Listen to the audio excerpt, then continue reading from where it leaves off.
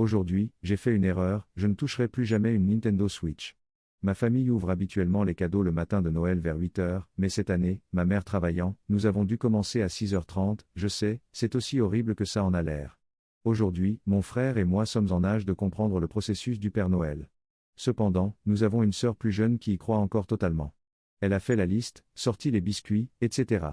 La principale chose qu'elle voulait pour ce Noël, et pour l'année dernière, était une Nintendo Switch.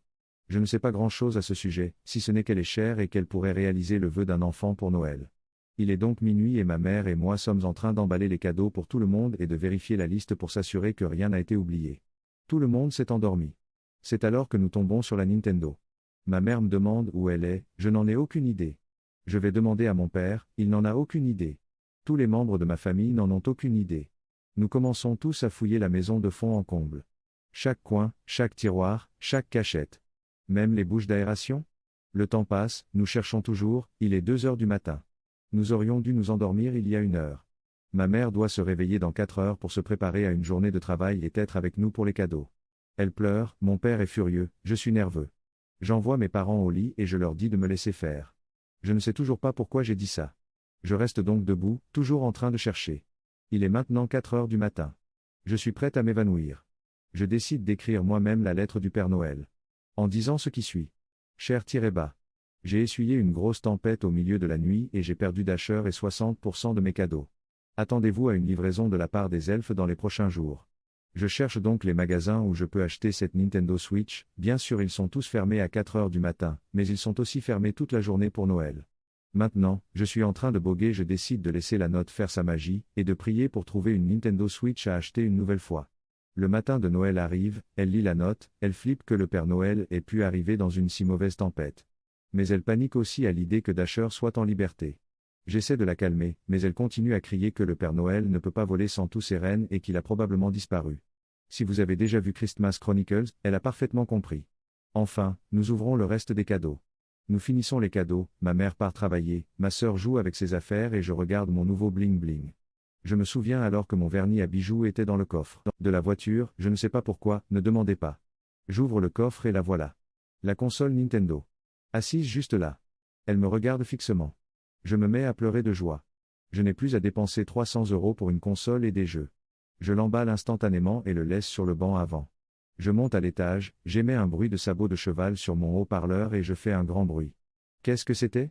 Je ne sais pas, on aurait dit que ça venait de l'extérieur. Tu veux que je vérifie ?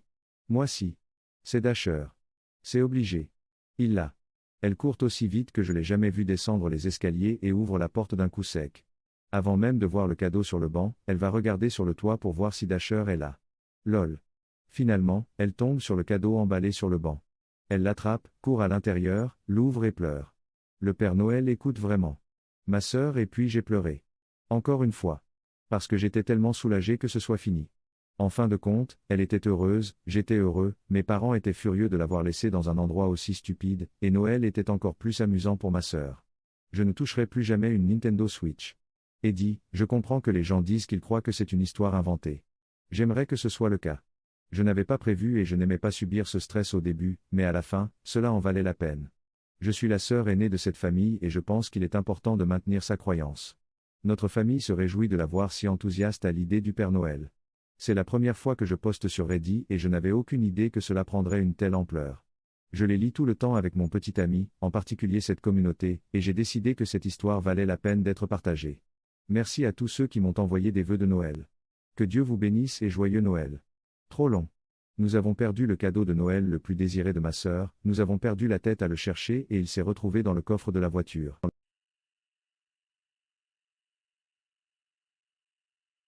Aujourd'hui, j'ai fait une erreur en ne prenant pas le temps de réfléchir après que mon fils m'a fait son coming out. Mon mari et moi avons toujours eu l'intuition que notre fils faisait partie du spectre LGBTQ. Le fait que mon fils me fasse son coming out n'a pas été un choc dans le grand ordre des choses. Je suis monté dans la chambre de mon fils pour lui demander ce qu'il voulait pour le dîner. J'ai frappé et je suis entré.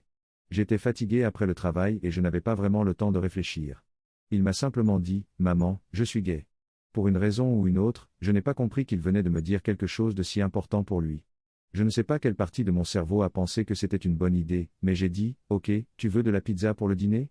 Il m'a fallu quelques minutes pour réaliser ce que j'avais dit et que je n'avais pas réagi correctement. Je suis retourné le voir, je me suis excusé, je lui ai dit je t'aime quand même et nous avons ri de ma réaction, mais je suis encore tellement gêné et en colère contre moi-même. Ce n'était vraiment pas la façon dont j'avais prévu de réagir. Trop long. Je n'ai pas lu. J'étais fatigué après le travail et j'ai dit ok et j'ai offert une pizza à mon fils après qu'il m'ait fait son coming out.